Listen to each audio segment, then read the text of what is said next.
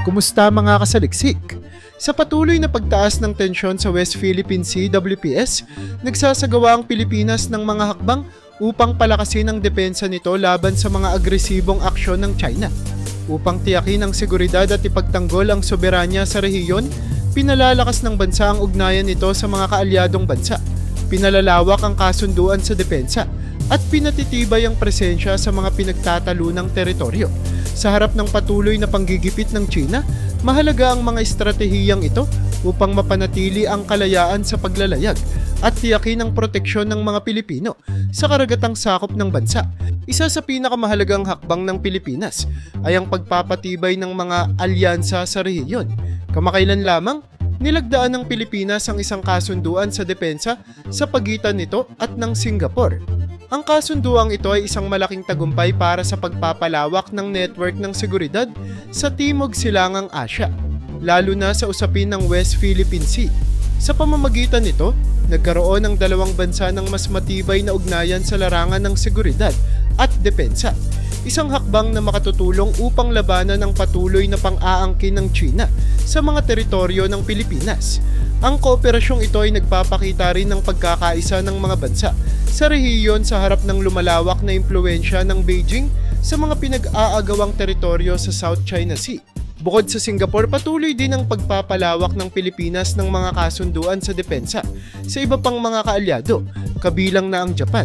Isa sa pinakabagong kasunduan ay ang Reciprocal Access Agreement, RAA, sa pagitan ng dalawang bansa. Sa ilalim ng kasunduang ito, pinapayagan ng Japan na magpadala ng mga puwersang militar sa Pilipinas para sa mga joint military exercises. Isang malaking hakbang ito para sa pagpapalakas ng depensa ng bansa dahil nagbibigay ito ng mas mataas na antas ng seguridad at mas pinalawak na kakayahan upang kontrahin ang anumang banta sa teritoryo. Malaki rin ang naitutulong ng kasunduan sa pagpapatatag ng relasyon ng Pilipinas at Japan sa usaping militar, lalo na sa panahon kung kailan nagiging mas agresibo ang China sa rehiyon. Maliban sa tatlong pangunahing kaalyado nito, mas pinalalawak pa ng Pilipinas ang ugnayang militar sa iba pang bansa. Sa kasalukuyan, isinusulong ng pamahalaan ang mga bagong kasunduang pangdepensa sa Canada, France at New Zealand.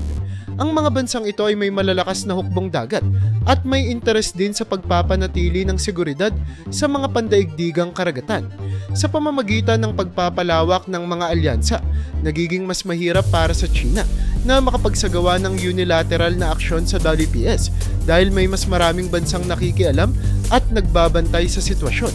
Ang hakbang na ito ay nagpapakita ng malinaw na posisyon ng Pilipinas na hindi ito magpapasindak sa anumang banta at nahanda itong makipagtulungan sa iba pang bansa upang mapanatili ang kapayapaan at katatagan sa rehiyon. Sa kabila ng patuloy na pag-angkin ng China sa mga teritoryo sa WPS, patuloy pa rin ang Pilipinas sa pagpapaigting ng presensya nito sa mga pinagtatalunang teritoryo. Sa pamamagitan ng resupply missions, regular na nagpapadala ang Pilipinas ng mga supply sa mga tropa na nakatalaga sa mga outpost nito sa WPS, partikular na sa BRP Sierra Madre na nakabase sa Ayungin Shoal. Kahit na patuloy ang panghaharas ng Chinese Coast Guard sa mga misyon ng Pilipinas, hindi nagpapadala ang bansa at patuloy na ipinaglalaban ang karapatan nito sa teritoryo. Ang pagpapatuloy ng mga resupply missions ay isang malinaw na pahayag na hindi kailanman tatalikuran ng Pilipinas ang soberanya nito sa WPS, anuman ang gawin ng China upang pigilan ito. Sa pangkalahatan, ang mga hakbang na ginagawa ng Pilipinas sa pagpapalakas ng depensa sa WPS ay isang patunay ng matatag nitong paninindigan laban sa panggigipit ng China sa pamamagitan ng matibay na alyansa sa mga kaalyadong bansa, pagpapalawak ng kasunduang militar, aktibong pagsasagawa ng maritime patrols, at pagpapatuloy ng presensya sa mga pinag-aagawang teritoryo. Ipinapakita ng Pilipinas na ito ay handang ipagtanggol ang kanyang soberanya.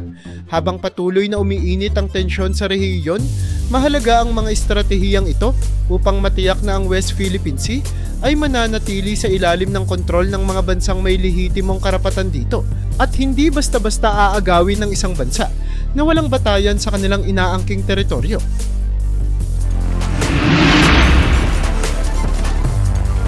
Bilang isa sa pinakamalakas na bansa sa mundo, Patuloy na ginagamit ng Estados Unidos ang impluensya at kapangyarihan nito upang kontrahin ang agresibong aksyon ng China sa West Philippine Sea. PS.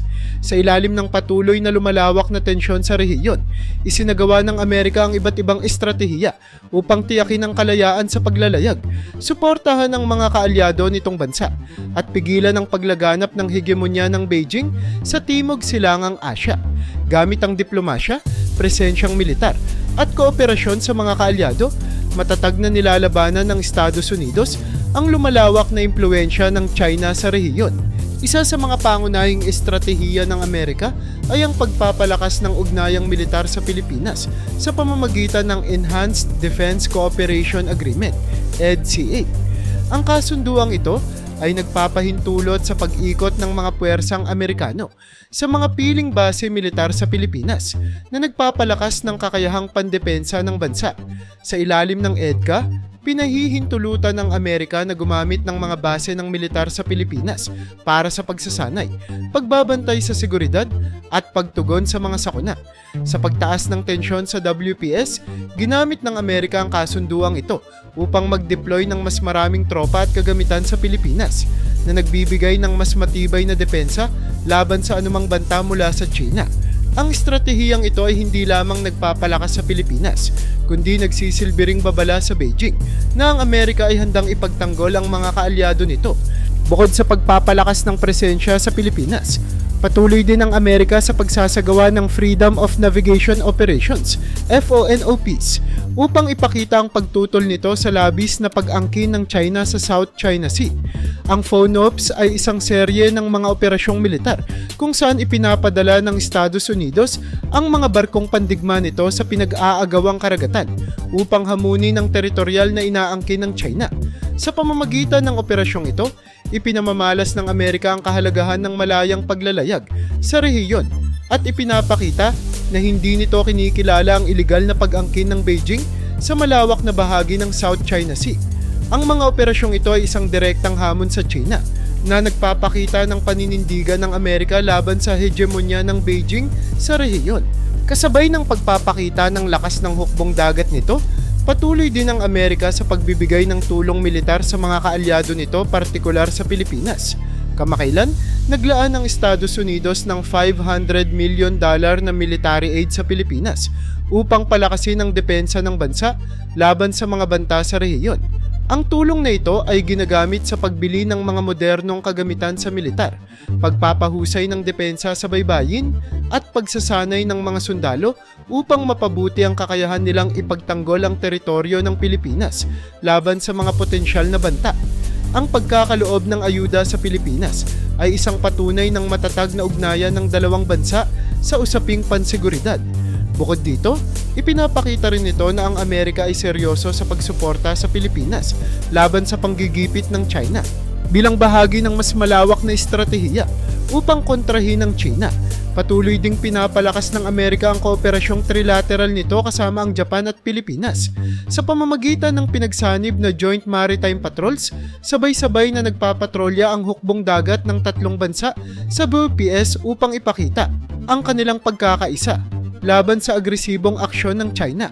Ang trilateral partnership na ito ay mahalaga sa pagpapalakas ng seguridad sa rehiyon dahil nagbibigay ito ng mas matatag na harang laban sa mga mapang-abusong gawain ng Beijing. Sa pamamagitan ng magkasanib na patrol, hindi lamang ipinapakita ng Amerika, Japan at Pilipinas ang kanilang pagkakaisa, kundi pinapakita rin nila na ang anumang hakbang ng China upang kontrolin ang WPS ay hindi basta-basta tatanggapin ng pandaigdigang komunidad. Bukod sa Pilipinas at Japan, pinalalawak din ng Amerika ang ugnayan nito sa iba pang bansa sa rehiyon upang bumuo ng mas malawak na koalisyon laban sa China. Nakipag-ugnayan ito sa mga bansang tulad ng Australia, India at Vietnam upang pag-ibayuhin ang seguridad sa Indo-Pacific sa pamamagitan ng mga kasunduan sa depensa at pagpapalakas ng military cooperation. Binibigyan ng Amerika ng mas malaking suporta ang mga bansa sa rehiyon upang pigilan ang agresibong pag-uugali ng China. Ang estratehiyang ito ay bahagi ng mas malawak na plano ng Amerika na tiyakin na ang South China Sea ay mananatiling isang malayang rehiyon, hindi isang eksklusibong teritoryo ng Beijing. Sa kabuuan, Ang estratehiya ng Amerika sa pagkontra sa presensya ng China sa WPS ay nakasentro sa pagpapalakas ng militar, pagsuporta sa mga kaalyado, at pagpapanatili ng kalayaan sa paglalayag sa pamamagitan ng Enhanced Defense Cooperation Agreement, Freedom of Navigation Operations, Military Aid, Joint Maritime Patrols, at pagpapalawak ng alyansa sa rehiyon. Ipinapakita ng Estados Unidos ang determinasyon nitong pigilan ang pananakop ng China sa South China Sea. Habang patuloy na umiinit ang sitwasyon sa rehiyon, malinaw na nananatiling matatag ang Amerika sa paninindigan nitong protektahan ang seguridad at kaayusan sa Indo-Pacific, kasama ang Pilipinas at iba pang kaalyadong bansa.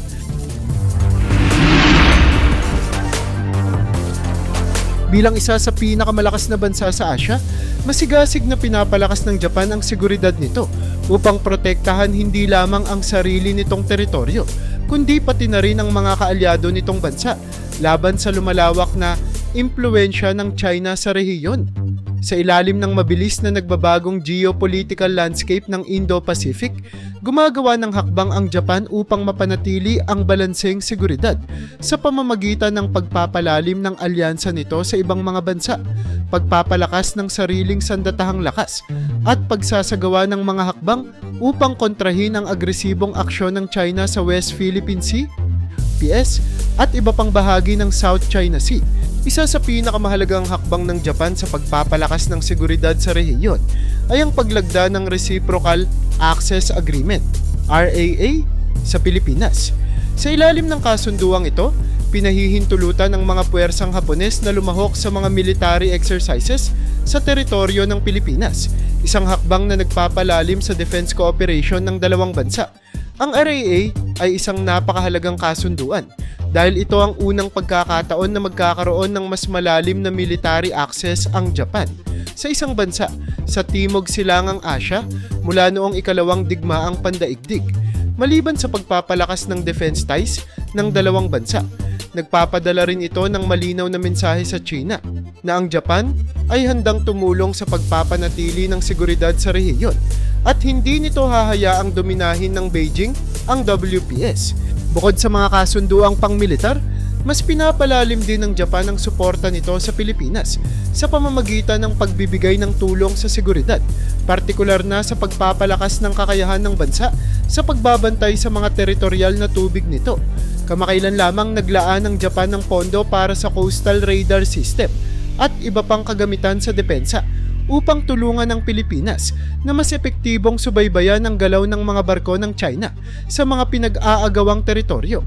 Ang hakbang na ito ay isang mahalagang tulong sa Pilipinas, lalo na't madalas na nagkakaroon ng insidente ng pagpasok ng mga Chinese Coast Guard at militia vessel sa Exclusive Economic Zone, EEZ, ng bansa. Sa pamamagitan ng suportang ito, nagkakaroon ng Pilipinas ng mas matibay na depensa at kakayahang maprotektahan ang sarili nitong karagatan laban sa anumang banta. Kasabay ng pagbibigay ng suporta sa Pilipinas, aktibo ring lumalahok ang Japan sa mga joint maritime patrols kasama ang Amerika at Pilipinas. Ang mga pinagsanib na operasyon ng tatlong bansa sa BPS ay isang matibay na pagpapakita ng kanilang pagkakaisa laban sa lumalawak na presensya ng China sa rehiyon. Sa pamamagitan ng mga patrol na ito, nagiging mas mahirap para sa China na gumamit ng agresibong taktika sa WPS dahil kinakaharap nito hindi lamang ang Pilipinas, kundi pati na rin ang dalawa sa pinakamalalakas na puwersang militar sa mundo, ang Amerika at Japan. Bukod sa pagpapanatili ng seguridad sa rehiyon, pinapakita rin ng Japan sa pamamagitan ng hakbang na ito ang paninindigan nito sa pagpapanatili ng pandaigdigang kaayusan at kalayaan sa paglalayag sa Indo-Pacific. Habang pinalalakas ng Japan ang ugnayan nito sa ibang bansa, sinisiguro rin nito na may sapat itong kakayahang ipagtanggol ang sarili sakaling magkaroon ng hidwaan. Dahil dito, mas pinapalawak pa ng Japan ang sariling kakayahan sa militar sa pamamagitan ng pagtaas ng defense budget nito at pagpapalawak ng hukbong sandatahan. Sa nakalipas na mga taon, pinalawak ng Japan ang defense spending nito na ginamit upang mapalakas ang Navy, Air Force at missile defense systems ng bansa. Sa kabila ng pagiging isang bansang may pacifist constitution, matapos ang ikalawang digmaang pandaigdig, Unti-unting pinapalakas ng Japan ang kakayahan nitong ipagtanggol ang sarili, lalo na't patuloy ang banta ng China sa rehiyon. Ang hakbang na ito ay nagpapakita ng determinasyon ng Japan na hindi ito basta-basta magpapasindak sa sinumang bansa na susubukang kontrolin ang Indo-Pacific. Bukod sa pagpapalakas ng sariling militar at ugnayan sa Pilipinas, patuloy din ang Japan sa pagbuo ng mga bagong alyansa sa rehiyon upang mapalawak pa ang kooperasyong pangseguridad laban sa mga agresibong aksyon ng China. Nakipag-ugnayan ito sa iba pang mga bansang gaya ng Australia, India at Vietnam upang bumuo ng mas malawak na alyansa na layuning tiyakin ang seguridad sa Indo-Pacific. Isa sa mga pinakakilalang inisyatiba na sinuportahan ng Japan ay ang Quadrilateral Security Dialogue, Quad, kung saan kasama nito ang Amerika, Australia at India sa pagpapalakas ng seguridad sa rehiyon. Sa pamamagitan ng alyansang ito, mas nagiging mahirap para sa China na palawakin ang impluwensya nito nang hindi kinakaharap ang isang pinagsamang puwersa ng malalakas na bansa sa Indo-Pacific. Sa pangkalahatan, ipinapakita ng Japan ang matibay nitong paninindigan sa pagpapalakas ng seguridad sa rehiyon sa pamamagitan ng paglagda ng mga kasunduang militar, pagbibigay ng suporta sa Pilipinas, aktibong pakikilahok sa mga joint maritime patrols, pagpapalawak ng sariling kakayahan sa militar, at pagbuo ng mas malawak na alyansa sa rehiyon. Sa harap ng lumalawak na agresyon ng China, pinapakita ng Japan na ito ay isang responsableng pandaigdigang leader na handang lumaban para sa kapayapaan at kaayusan sa Indo-Pacific. Ang mga hakbang na ito ay hindi lamang makakatulong sa Pilipinas, kundi sa buong rehiyon sa pagpapanatili ng isang malaya at bukas na karagatan sa kabila ng mga banta mula sa Beijing.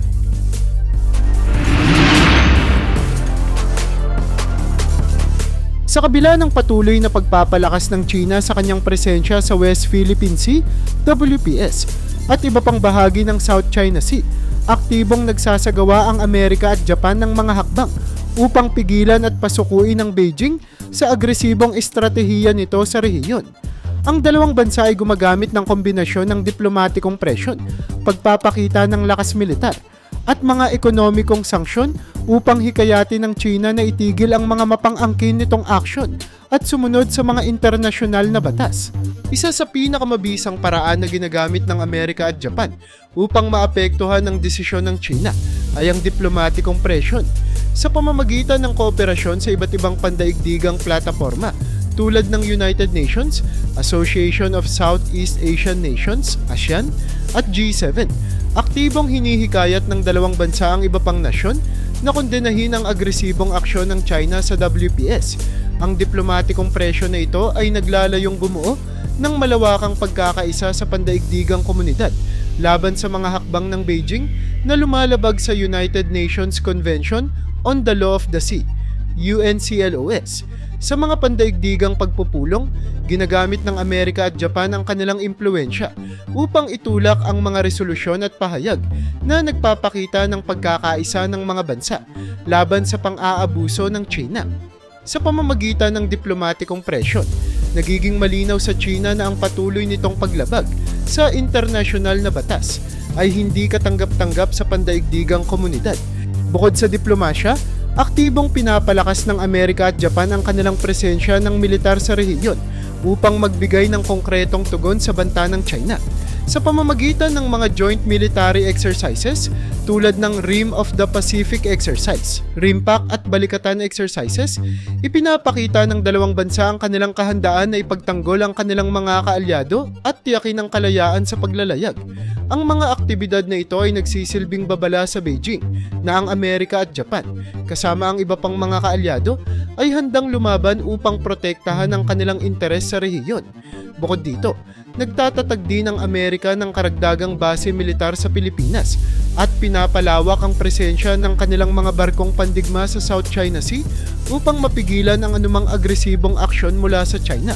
Sa ganitong paraan, pinapakita ng Amerika at Japan na hindi lamang sila nakasalalay sa diplomasya, kundi handa rin silang gumamit ng puwersa kung kinakailangan upang mapanatili ang kapayapaan at seguridad sa Indo-Pacific. Isa pang mahalagang estratehiya na maaaring gamitin ng Amerika at Japan ay ang pagpapataw ng mga sanksyon laban sa China. Ang mga ekonomikong parusang ito ay may layuning pilitin ng Beijing na baguhin ang kanyang mga aksyon sa rehiyon. Sa pamamagitan ng mga sanksyon, maaaring harangan ng Amerika at Japan ang pagpasok ng mga produktong Tsino sa kanilang mga merkado, pababain ang kredibilidad ng mga kumpanyang Tsino, at limitahan ang pag-access ng China sa mga teknolohiyang kritikal para sa pag-unlad nito. Ang mga sanksyon ay hindi lamang nagpapahirap sa ekonomiya ng China, kundi nagbibigay din ng malakas na pahayag na ang patuloy nitong pang-aabuso sa WPS ay may kaakibat na kaparusahan. Bukod pa rito, maaaring hikayatin ng Amerika at Japan ang kanilang mga kaalyado na magpatupad din ng sariling mga sanksyon laban sa Beijing upang mas lalong maparalisa ang ekonomiya ng China at pilitin itong sumunod sa mga internasyonal na patakaran. Sa kabuuan, ang kombinasyon ng diplomatikong presyon, pagpapalakas ng presensya ng militar, at pagpapataw ng mga sanksyon ay nagiging epektibong paraan ng Amerika at Japan upang pasukuin ng China sa WPS. Sa pamamagitan ng mga hakbang na ito, ipinapakita ng dalawang bansa ang kanilang determinasyon na hindi papayag sa anumang banta sa kanilang seguridad at sa kalayaan ng paglalayag sa South China Sea.